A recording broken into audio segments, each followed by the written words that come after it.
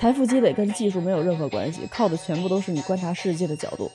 大家好，我是 Joy， 我是在美國的私人股權項目的合夥人。在這個頻道裡面呢，也採訪過很多各位熟知的金融投資領域的頂尖專家。根據我從這些前輩們身上學到的經驗呢，我可以很負責任的說，想清楚下面這3個問題，可以把你跟市場裡面99%的投資者區分開。技術和信息吧，它最多只能給你帶來一些短期的利益。那順應這個經濟系統的建立原理，才能夠實現長期的財富積累。第一個問題就是一個國家它需要什麼？我知道哈，這句話說出來很像一些大師們能說出來的話，但是我說完你就知道為什麼這問題其實非常非常的重要了。一個國家最重要的財富，它一定不是錢，而是這個國家能夠持續生產產品和服務的能力。那這個搁在任何一個国家其實都適用哈。大多数的时候呢，我們喜歡把一個經濟體以行業的形式去劃分。那這件事哈，從思路上來說，其實挺自然的。因為不管是我們小時候上學好，還是說上了大學選專業也好，我們都會把這個知識分成不同的學科。學了某一個學科以後呢，我们就可能會進相應的這個行業。所以我們看待經濟的時候呢，也非常習慣的是按照這個行業的形式去劃分的。但是我越接觸投資行業的前輩，我就越發現把這個經濟以行業的形式去劃分是一種非常有局限性的視角。這種視角呢，是我們從小到大被教育或者說被教化的過程中被塑造出來的。那所以考試成績好哈，它也並不一定是個好事兒。更貼近現實的方式哈，其實應該是把經濟體分成這個生產端和消費端，然後把整個經濟看作一個這個圓形的光譜。圓心呢是生產端，那邊緣呢就是消費端。相對來說哈，消費端的問題其實並沒有那麼的難解決。那這件事呢，在2020年之後就非常明顯。美國政府哈，前腳發錢，後腳大家馬上就開始買一些有用沒用的東西，然後不就通貨膨脹了嗎？通貨膨脹的概念不就是說很多的錢去追很少的這個產品和服務嘛，所以價格就會上漲。不過通貨膨脹這概念我在這兒就不細說了。如果大家比較喜歡看這種深度的研究型的硬核影片的話，可以翻我以前的一些內容。也就是說，買東西這行为呢，在短期之內其實相对來講還是比較容易發生的。可是生產量和生產效率這個提高在短期之內其實非常不容易發生，短則它也得幾個月，長則得好幾年。所以有的時候我們就開玩笑會說嘛，就是一個公司關門的2大原因，第一個就是客戶不夠，第二個就是客戶太多但是生產不出來。如果我們把一個國家看成一個人的話，生產端就相當於種菜，消費端的話就相當於這個人要吃飯。那吃飯基本上不會成為一個非常大的問題，但是種不出菜這件事情其實就比較麻煩了，對不对？種菜種少了餓肚子，種菜種多了確實可以多吃一些，但是你太多的話你確實也吃不完嘛，還是需要去考慮一下怎麼樣去充分消耗這些食物。比如說去給你自己鄰居多送點。那一個國家想要保證自己持續產生這個產品和服務，最理想的方式一定是要去促進生產端。也就是說，在設計整個經濟結構的時候這個國家一定是想讓更多的人力、財力、物力去進入這個生產產品這環節裡頭的。換成人話來說，就是說企業家呀、企業或者實體資產的這個直接投資人，這是一個國家最看重的東西。那至少美國它肯定是這樣的。也就是說，越是靠近這個光譜核心的位置的，越是順着這個國家的利益方向去走的，從國家層面它相對來講會鼓勵這種行為。那這兒就有一個問題了，國家怎麼樣去鼓勵相應的行為呢？一般有2種方式。第一個呢，就是政府他自己去設立一些企業，然後用稅收進行投資，然後自己去找一些比如說好像天然資源這種東西。但是呢，這個效率就不用我多解釋，大家應該也好理解。英文裡面還專門為這效率設計了一個詞兒嗎？不是，叫 bureaucracy。另外一種鼓勵生產端的方式呢，就是說發動民間這個自由市場的力量，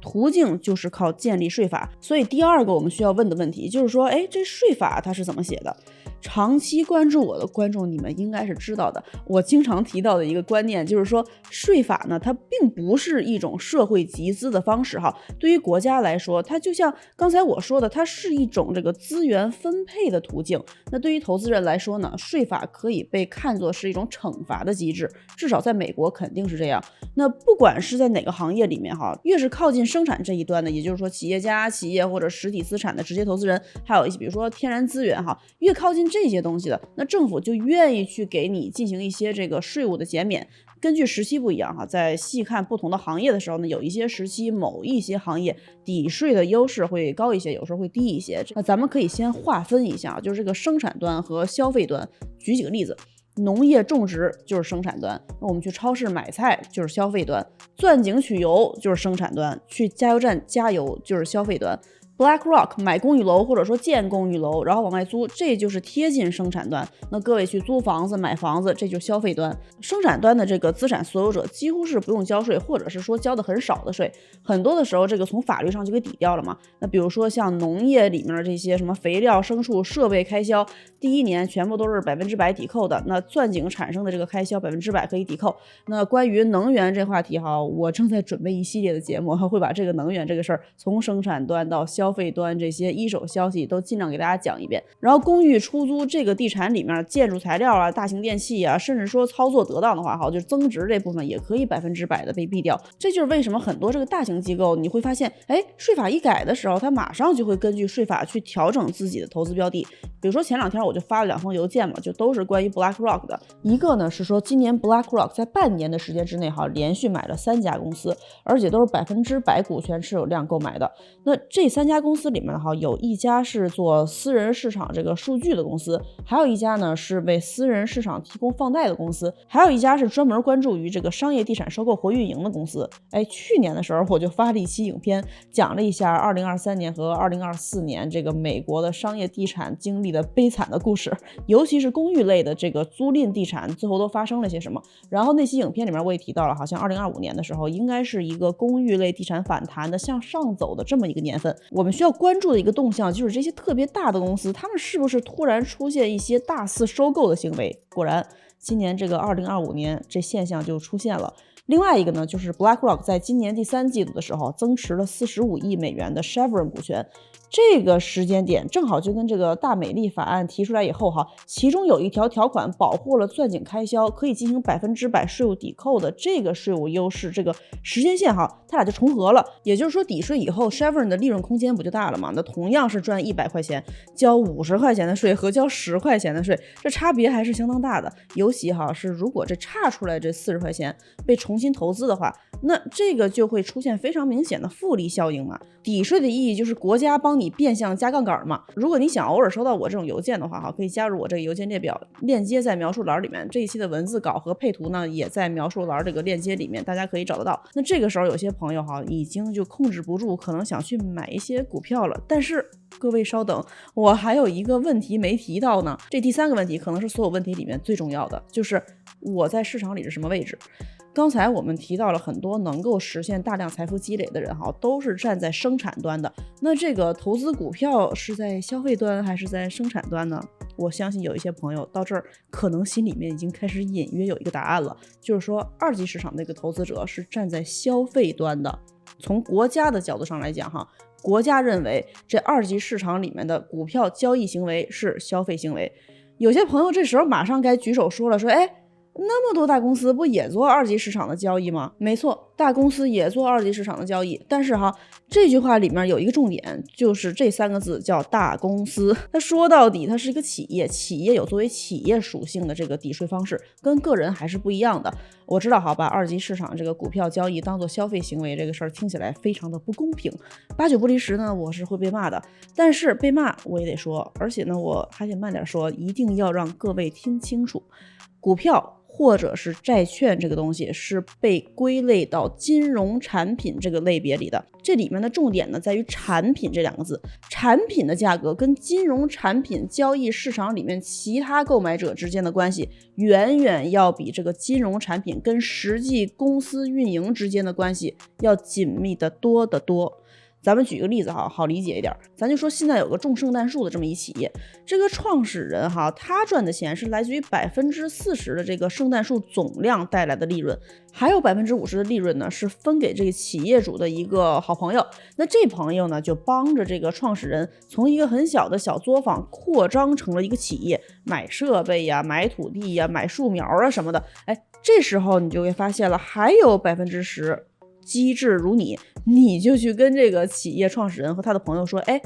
我可以買斷你这10%的產量，然後呢，按照每顆80塊錢我來計算，我把這聖誕樹賣出去之後多餘80塊錢這部分，我跟你企業3七分，按照產能10%來算好比說你今年就拿到了100棵聖誕樹，這時候你就發現你這個住的地方附近突然有一劇組在拍戲，需要10棵聖誕樹，沒有這聖誕樹他就拍不了。那他們呢，可以說過1個禮拜來取，你就說，哎，我可以原價賣給你，但是我得收個儲藏的費用，每棵樹我收你40塊錢。這時候每棵樹的這個實際價格，它不就120了嗎？那為了保險起見你就讓這劇組把錢先付給你，然後呢，你給他開一憑證。這憑證什麼意思呢？就是說，哎，等這個劇組準備好了，去上你這兒來拉這個聖誕樹的時候，你得把這聖誕樹給人家，對吧？結果這憑證剛開完，劇本改了，只需要5棵聖誕樹了。這時候呢，旁邊還有一劇組，就跟前面這劇組說，哎，我需要5棵聖誕樹。于是前面這劇組呢，就把剩下這5棵聖誕樹的這個憑證加了點價，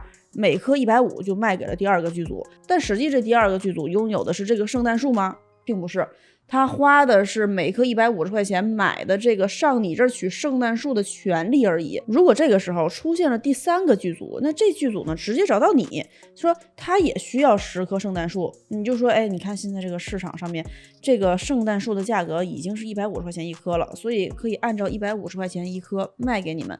這劇組說，那也合理吧。於是呢，你就又給這第3個劇組開了一個憑證。這個故事裡面，聖誕樹還是聖誕樹，東西是沒有變的，甚至這些樹都還在你手裡。但是光在這個市場上出現的倒賣憑證的這個行為，就影響到了聖誕樹在市場上的價格。那這個時候從數字的角度上來看，企業主和他朋友手裡面那一共90%的聖誕樹的市場價值也上漲了，对吧？因為樹的單價上漲了嘛，這就導致整個這個企業看上去市場價值就變得更高了。但實際上，聖誕樹的生產量其實是沒有變的，整個故事基本上就是一數字遊戲。這個數字遊戲就叫做金融。那生產聖誕樹的企業或者企業主當然就是生產端了。那你作為擁有企業10%產能的人，你也賺到了錢。那你呢，這個開憑證的這角色，其實呢，在整個這個金融體系裡面就是交易所，就比如說像紐交所呀、納斯達克啊，就是這種。